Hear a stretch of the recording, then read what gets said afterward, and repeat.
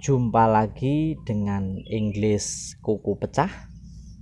Masih melanjutkan pembahasan tentang simple present tense.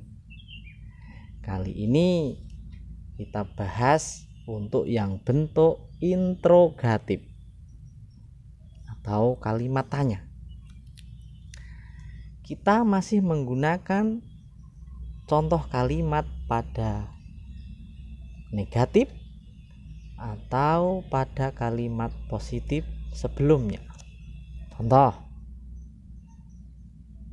do I drink milk every day?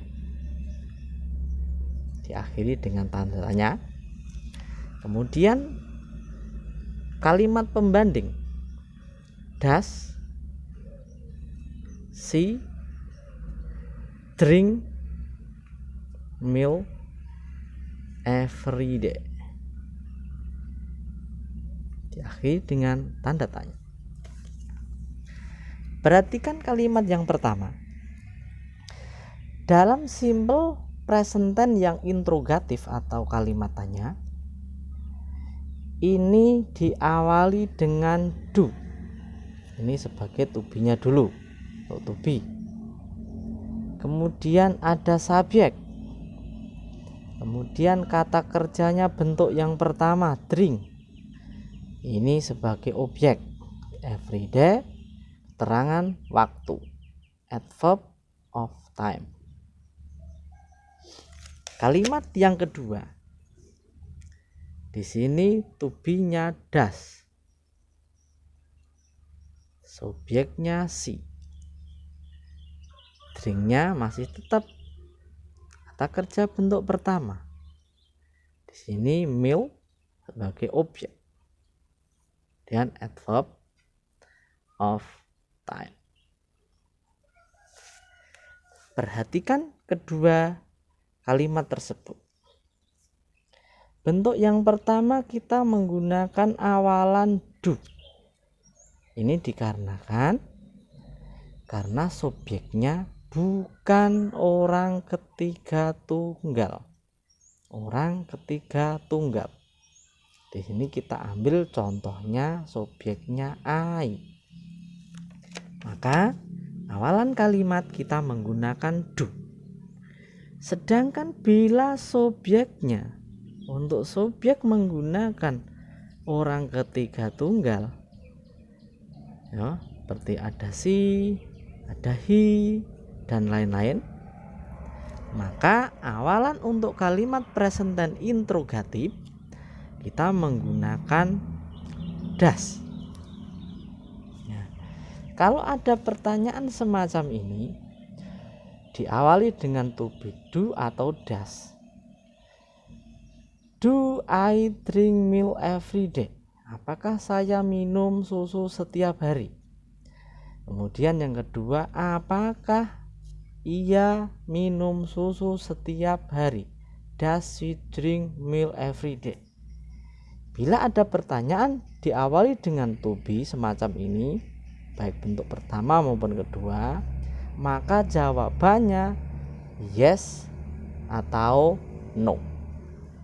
Perhatikan.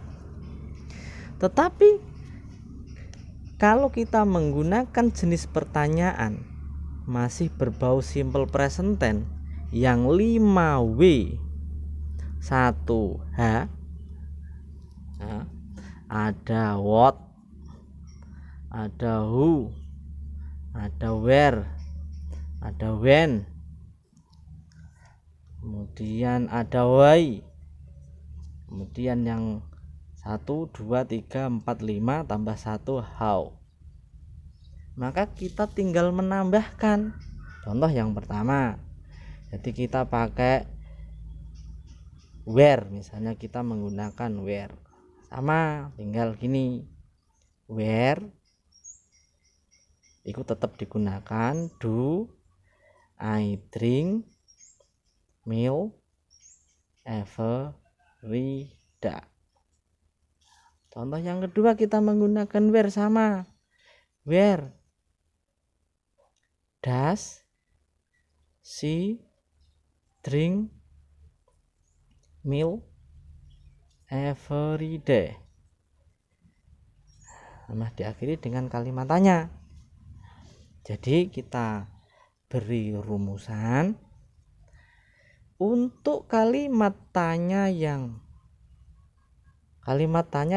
dengan jawaban ya atau tidak, jawaban yes atau no, dirumuskan dengan to be dulu. To be. Nah, di sini kita menggunakan do atau does. Kemudian baru ditambah dengan subjek. Setelah subjek kita menggunakan bentuk kata kerja pertama, kemudian objek, kemudian lain-lain bila ada tanda tanya. Nah, sedangkan kalau kita menggunakan kalimat tanya dengan 5W1H, nah, seperti gini menggunakan ini, maka sama, adalah penggabungan. Nah, semula kita tulis to be dulu, sedangkan untuk membentuk 5W1H diawali 5W1H. Di sini 5W1H. Nah, misalnya kita ambil pakai where dulu, boleh where. Kemudian selanjutnya baru kalimat tanya yes no kita tulis di sini, do atau does, kemudian ditambah dengan subjek, tambah verb 1, ditambah dengan objek, tambah lain-lain bila ada. Ya, udah ya, mengerti? Jadi mudah untuk membentuk kalimat kalimat interrogatif, baik itu dengan kalimat interrogatif ya atau tidak, dengan kalimat interrogatif 5W1H. Oke, jelas? Salam English kuku pecah.